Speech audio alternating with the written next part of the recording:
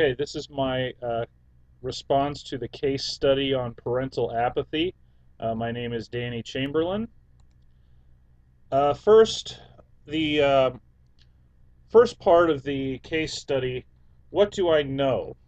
When I read the text, several things became very obvious. First, there is parental apathy at this middle school. Okay, Mrs. Rose, the assistant principal, she's concerned about the lack of parental participation, and she's also concerned about the lack of a PTO. But the head principal doesn't see this as a problem, and it makes it very clear in the text. He wants things to stay the way they are. He's very much in favor of the status quo. It's stated in the text that he's tried to have several meetings about parental involvement, but in his mind, they weren't successful. He feels that they're not successful because parents are just expecting everybody to do everything for them. He just thinks they're apathetic. They're just relying on the educators to do all of the work at the school. Mrs. Rose doesn't see that as the case. She's spoken with the principal about this several times. He's said that when he started in administration, he was a little bit more willing to go out on a limb for parental involvement, and he said that since then he's kind of become very jaded, and I believe he has a very jaded view of the parents. And again, he believes they want the educators to do all of the work. However, Mrs. Rose has talked to him several times. He finally agrees to another meeting.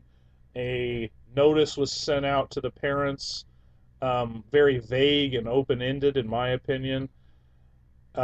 He makes it clear he's not willing to allow a PTO. He's not going to go for that, but he will possibly allow a parental advisory group. What that group is going to do, nobody knows. What I need to know still after reading the text, they talked about how there had been a PTO in the past. That's all it says. I don't know how long the group was in existence. I don't know why they are not in existence anymore. Was the principal not supportive of them? Did they disband before he came here or while he was the principal? I don't know. I don't know how successful the group was, if they held fundraisers, if they gave some of that money to the school, like some PTOs do for teaching supplies that's not covered in the school budget.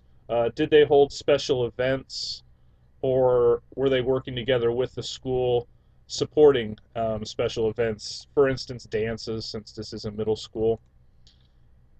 I also need to know a little bit more about the principal's personality and his leadership style. If I'm the assistant principal, is he expecting me to just be a yes man? In this case, it's a woman assistant principal. Is he just expecting me to go along with whatever he says and kind of stay in the background? Or does he value my opinion, even if it goes against his? I also really need to know if he's vindictive, because as I'm going to explain my plan, if he feels that I'm going behind his back, which I'm really not trying to do, but if he feels that way, is he going to take action? For instance, noting it in my evaluation or possibly firing me because of it. I don't know. The problem is very clear. He doesn't value, the head principal does not value parental communication or involvement. I'm not quite clear why that is. I kind of have an opinion, but he doesn't have face-to-face communication with the parents.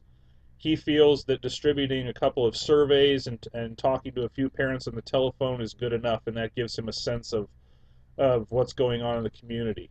And I believe because of this, parents are reluctant to become involved because they really don't know what they can do. I don't believe he's willing to empower his assistant principal to go out and have some better relationships, some one-on-one, face-to-face contact with the parents. This would best be done through the creation of a PTO, but it's very apparent he's not allowing that to happen. He doesn't want that. My plan of action is I first would make it a point to have casual conversations with the parents.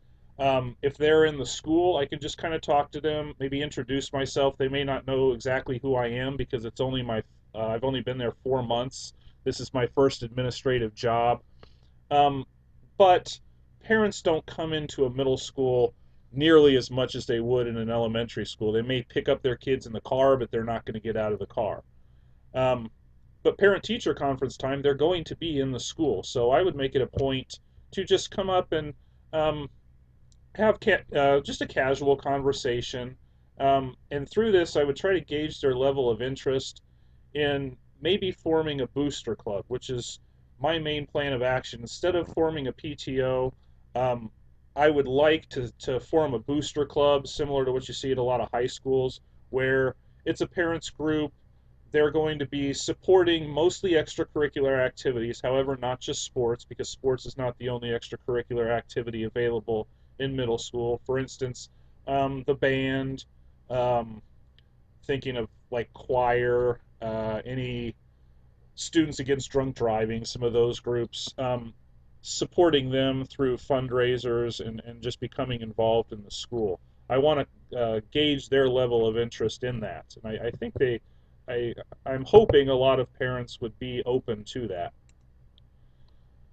Uh, I would, I'm planning to do after this, if I see that the parents, yeah, they'd be interested in a booster club possibly, then I would approach the principal and get his thoughts on this. And I would mention, yeah, some parents said that forming a booster club would be a good idea, and making it clear that this is not a PTO, and uh, hopefully he would be open to this because they could possibly help defray some of the cost of these clubs and sports teams by providing them money. For instance, if a team travels out of town, maybe helping them with meal money, providing them with Gatorade or maybe something to eat, or possibly just some other costs that would be involved that maybe the school wouldn't have to pay, and it would save the school some money. I personally would not push the idea of a PTO because I'm the assistant principal. I am subordinate to the head principal. So pushing the idea of a PTO, I think, would just be worthless at this point, and he might consider it insubordination, which then I would have a whole other problem on my hands.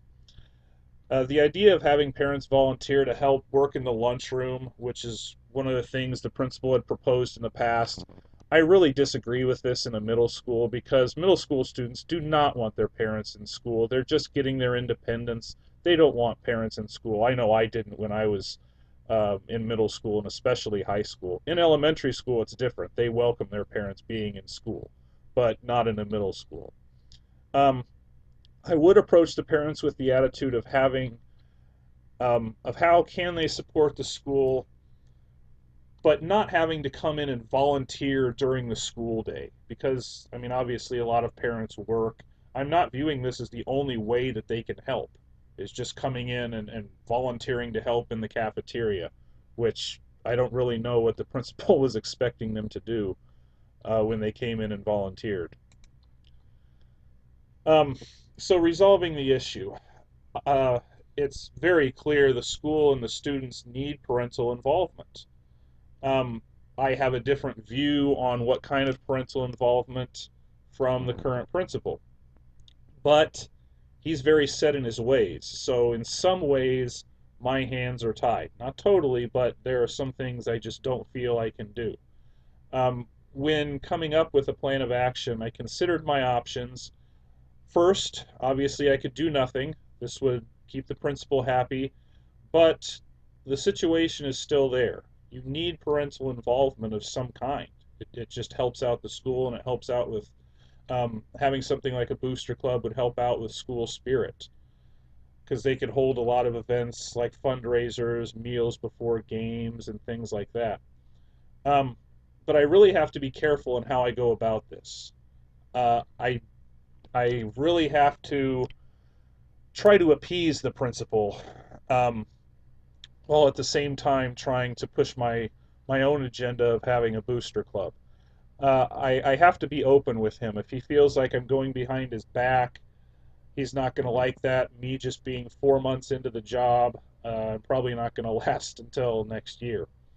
Um, but I do feel like I have to have some casual conversations first with parents before I go to the principal to see his views on having a booster club. If the parents are open, then I'll go to the principal. If they're not, then I may have to think of something of another option.